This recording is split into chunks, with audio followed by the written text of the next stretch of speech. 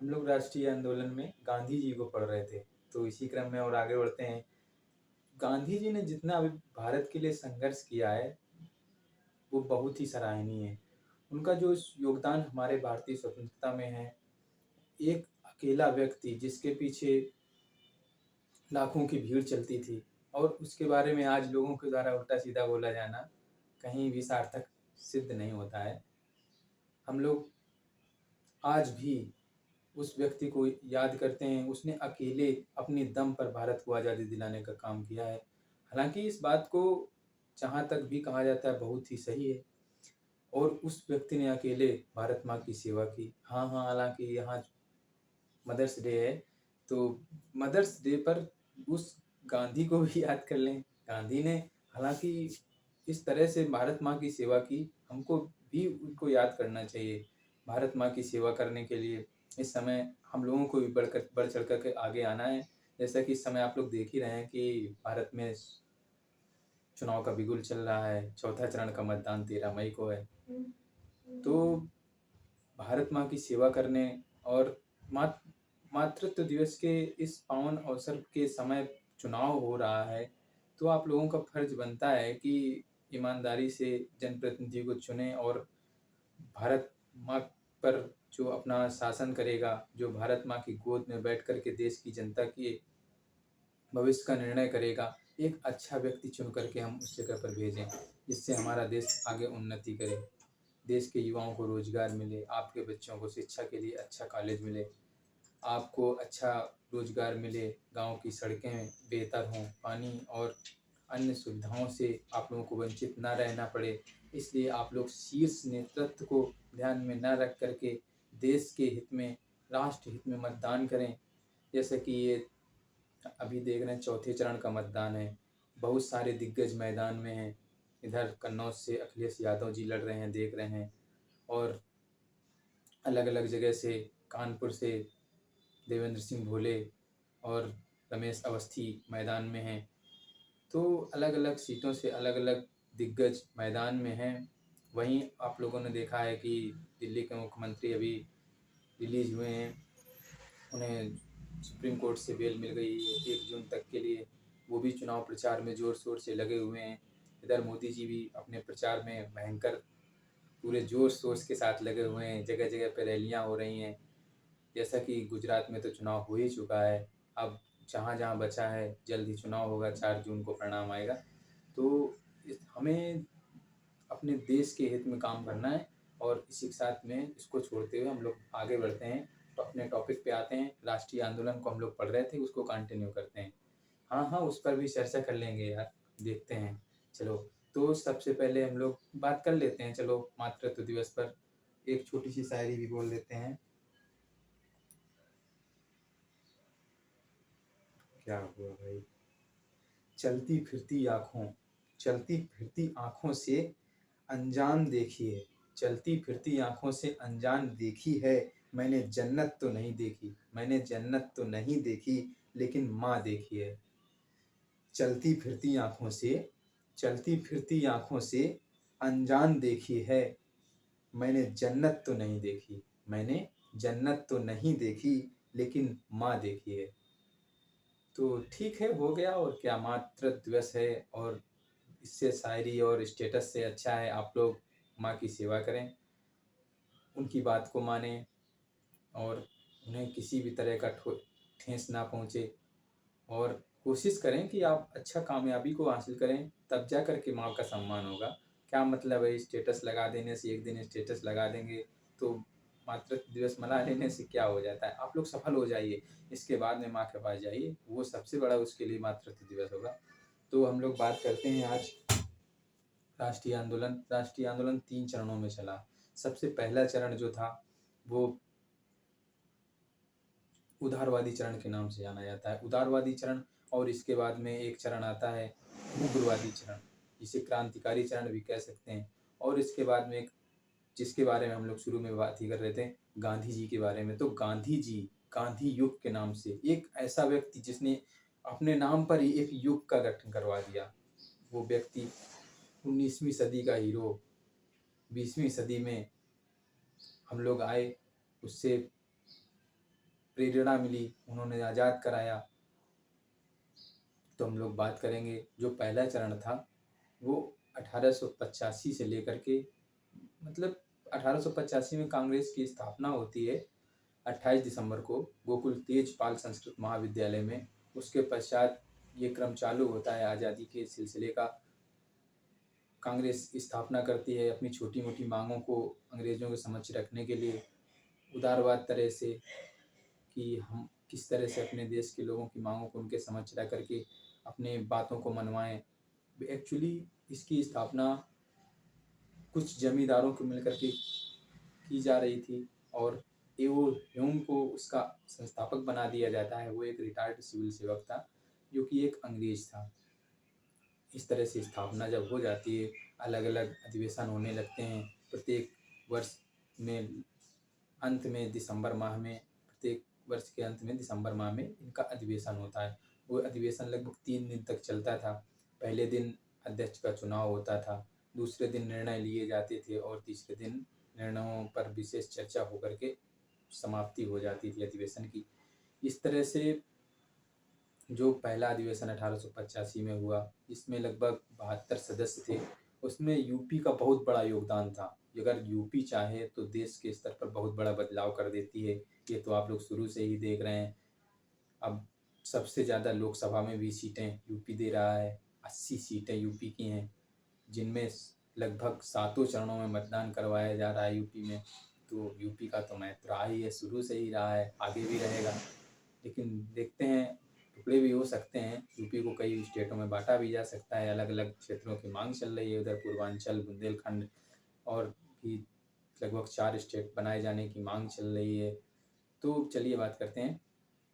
ये जो राष्ट्रीय आंदोलन की शुरुआत हुई, तो पहला चरण जो था उदारवादी चरण, तो उदारवादी चरण में मेन अधिवेशनों को हम लोग देखते हैं। ये सबसे पहले हमारा जो स्थापना वाला अधिवेशन था वो हो चुका। इसके बाद में एक प्रमुख 1905 में अधिवेशन होता है जो आपके बनारस में होता है और उसकी अध्यक्षता गोपाल कृष्ण गोखले करते हैं। उसी समय उसके अधिवेशन से पहले ही जुलाई में अंग्रेज़ों के द्वारा घोषणा कर दी जाती है लॉर्ड कर्जन के द्वारा कि बंगाल का विभाजन किया जाएगा। जुलाई में घोषणा होती है, इसके पश्चात में विरोध होता है और अगस्त में बंगाल में इसका बहुत भयंकर विरोध होता है और स्वदेशी आंदोलन मनाया जाता है। स्वदेशी दिवस मनाते हैं, स्वदेशी आंदोलन चलता है और रविन्द्रनाथ टैगोर उसको राखी दिवस के रूप में मनवाने पर जोर देते हैं। इसके पश्चात में आते आते अक्टूबर में पूर्ण बंगाल विभाजन लागू हो जाता है। चारों तरफ अशांति फैल जाती है और इसके पश्चात में जब उग्र होता हुआ देख करके अंग्रेज़ों ने मुस्लिमों को भड़काने के लिए एक सलीमुल्लाह खां को बुलाया, जो कि एक साधारण सा व्यक्ति था, हालांकि मुस्लिमों का छोटा मोटा नेता भी था। उसको ढाका में बुलाते हैं और उससे मिलते हैं। जब कर्जन उससे मिला, लॉर्ड मिंटो उस समय वायसराय हुआ करते थे, वो मिले जब, तो जब मिंटो से मिले तो उन्होंने एक संगठन बनाने की उनको सलाह दी। इस तरह से मुस्लिम लीग की स्थापना का मार्ग प्रशस्त होने लगा और 1906 में मुस्लिम लीग की स्थापना हो गई। जब मुस्लिम लीग की इधर स्थापना हो जाती है 1906 मुस्लिम लीग की स्थापना हो गई और तो संगठन ढीला पड़ने लगा। बंगाल विभाजन की बात इग्नोर होने लगी। धीरे धीरे मामला ठंडा हुआ और फिर 1909 में मार्ले मिंटो सुधार आ गया। जब मार्ले मिंटो सुधार आया तो उसमें मुस्लिमों को पृथक निर्वाचन मिल गया। कांग्रेस ने इसका विरोध किया, लेकिन बंगाल विभाजन का अभी भी छिटपुट विरोध चल रहा था। और 1907 में एक बात को लेकर के, एक तो अध्यक्ष के पद के लिए और कुछ जो युवा वर्ग था उन्हें उग्रवादियों के नाम से जाना जाता है, उन लोगों ने जो बंगाल में हो रहा बंग भंग आंदोलन था उसे पूरे संपूर्ण भारत में चलाने के लिए जोर दिया गया। लेकिन उदारवादी जो नेता थे वो नहीं चाहते थे कि इसे पूरे भारत में चलाया जाए, वो लोग सिर्फ बंगाल तक ही सीमित रखना चाहते थे। तो इस वजह से कांग्रेस में फूट पड़ जाती है और 1907 में कांग्रेस 2 विभागों में बट जाती है। इधर उदारवादी लोग का वर्चस्व होता है और उग्रवादी जो क्रांतिकारी नेतागण थे उन्हें बाहर कर दिया जाता है।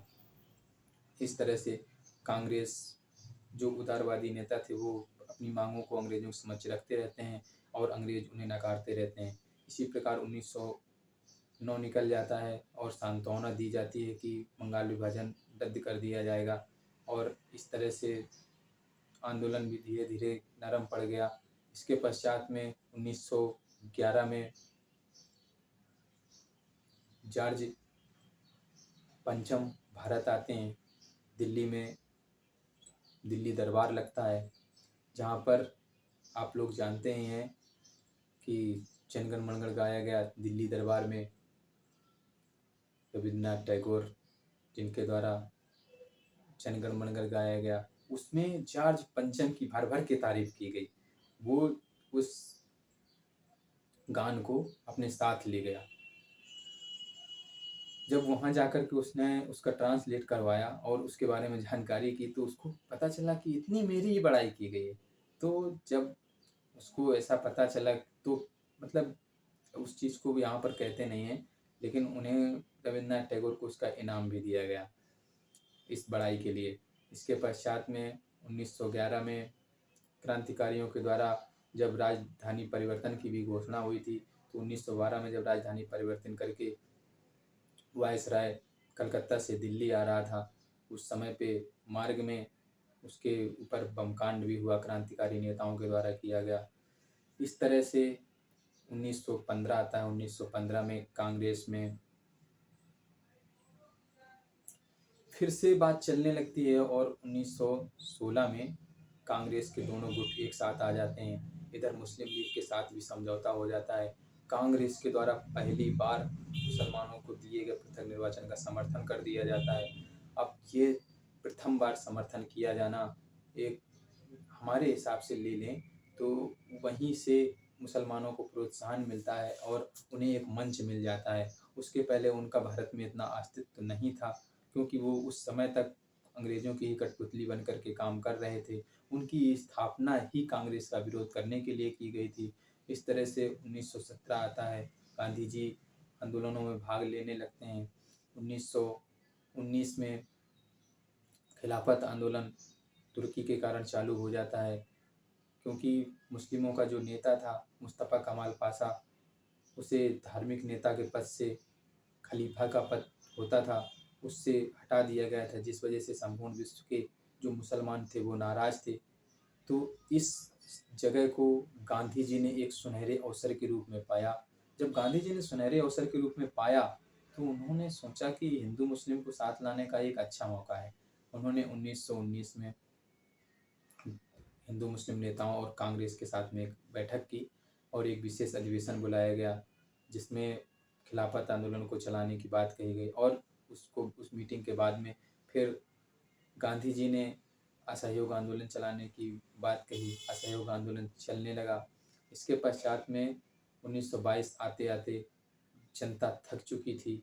असहयोग आंदोलन धीमा पड़ने लगा था। गांधी जी भी चाह रहे थे किसी तरह से असहयोग आंदोलन बंद कर दिया जाए, क्योंकि 2 साल तक कोई आंदोलन चल चुका था। और इधर खिलाफत आंदोलन की जो शुरुआत हुई थी, वहाँ पर एक तुर्की के जो नए सम्राट बने थे, जो नया शासक बना था, उसने खुद ही खलीफा के पद को समाप्त कर दिया। इस वजह से खिलाफत आंदोलन स्वतः ही समाप्त हो चुका था। मुस्लिमों ने कन्नी काट ली, क्योंकि मुसलमान को अपना स्वार्थ खत्म हो चुका था। उन लोगों ने ज़्यादा सहयोग करना बंद कर दिया। इधर जिन्ना ने कांग्रेस छोड़ दी। तो 1922 में इधर गोरखपुर में चौरी चौरा कांड हो जाता है। जब गोरखपुर में चौरी चौरा कांड हो गया तो उस समय गांधी जी को भी एक अवसर मिल गया और उन्होंने आंदोलन स्थगित कर दिया। हालांकि लोगों के द्वारा तरह तरह की भ्रांतियां फैलाई जाती हैं कि गांधी जी अगर आंदोलन न रोकते तो आज़ादी जल्दी मिल जाती। अरे भाई, ऐसा कहीं कुछ नहीं होने वाला था, क्योंकि सत्ता में वो बैठे थे। हमारे यहाँ पर हालत बहुत ख़राब थी, खाने को लाले पड़ रहे थे और 2 साल तक आंदोलन खींचा जा चुका था। यहाँ जनता पस्त पड़ चुकी थी। अगर आंदोलन को ज़्यादा खींचा जाता तो अगली बार जनता बुलाने पर भी नहीं आती और ये आंदोलन किसी तरह रोकना पड़ जाता। इस वजह से गांधी जी ने अपनी सूझबूझ के साथ में संघर्ष विराम और संघर्ष की नीति के तहत आंदोलनों को शुरू किया। कई बार अलग अलग तरह से, कई बार रोका। तो इस तरह से 1922 में चौरी चौरा कांड के बाद में आंदोलन उनके द्वारा स्थगित कर दिया जाता है। और चौरी चौरा कांड हो जाने के बाद में एक अगली घटनाएं इसी तरह से, जो 1919 में एक एक्ट आया था, उसके द्वारा घोषणा की गई थी कि प्रत्येक 10 वर्ष में उसकी समीक्षा की जाएगी। इस तरह से उसकी समीक्षा के लिए 1927 में एक संगठन अंग्रेजों के द्वारा भेजा जाता है, जिसे भारत में 1919 के तहत जो कानून बना था उसकी समीक्षा के लिए भारत आता है। तो उसकी समीक्षा की जाने लगती है। इसके पश्चात में 1930 में गांधी जी के द्वारा एक फिर से आंदोलन शुरू किया जाता है, जिसे दांडी मार्च के नाम से जाना जाता है। गांधी जी इतना सूझबूझ के साथ काम करते थे। उस समय गांधी जी एक मौका तलाश रहे थे, किस तरह से कि आंदोलन शुरू किया जाए। गांधी जी ने बहुत ही सूझबूझ के साथ काम लिया। उन्होंने एक अच्छा और ऐसा, जो क्या बताते हैं कि ऐसे चीज़ की ज़रूरत थी जो बेसिक सी चीज़ हो, जिससे सभी लोग जुड़ सकें, जो सभी की आवश्यकता की चीज़ें हों। तो बहुत सोच विचार के बाद में उन्होंने नमक को अपना हथियार बनाना सोचा कि नमक सभी लोगों की आधारभूत ज़रूरत होती है और उस पर भी टैक्स दिया लिया जा रहा है। तो उन्होंने नमक का विरोध करना शुरू कर दिया कि नहीं, नमक पे टैक्स नहीं होना चाहिए। हर किसी को अधिकार होना चाहिए कि वो नमक बना सके और नमक का उपयोग कर सके। तो उन्होंने दांडी यात्रा शुरू कर दी और अपने लगभग 80 सहयोगियों के साथ में, लगभग 72-73 सहयोगी जो रहे, उनके साथ में उन्होंने दांडी मार्च की शुरुआत की। कई मील चलने के बाद दांडी नामक स्थान पर उन्होंने नमक कानून तोड़ा। नमक मुट्ठी भर नमक उठाकर नमक उठाया और पानी खौला करके उन्होंने नमक बना लिया। उतने में अंग्रेजों के द्वारा उन्हें गिरफ्तार कर लिया जाता है और आंदोलन स्थगित हो जाता है। और जगह जगह पर लोगों के द्वारा अपने स्तर पर आंदोलन को नेतृत्व किया जाने लगता है। अलग अलग जगह पर लोग नेतृत्व करते हैं। सरोजिनी नायडू के द्वारा अलग नेतृत्व किया जाता है, रानी गैडिलिनो के द्वारा अलग नेतृत्व किया जाता है। अब गांधी जी फिर मंद पड़ जाते हैं, आंदोलन समाप्त कर दिया जाता है किसी तरह से। और इधर 1930 में एक घटना और चल रही थी, जो आप लोग जानते ही होंगे, 23 मार्च की वो दुखद घटना। चंद्रशेखर आज़ाद और भगत सिंह की एक अनोखी जोड़ी में मोड़ आता है और इधर भगत सिंह को फांसी हो जाती है। तो युवा वर्ग भगत सिंह के पक्ष में था।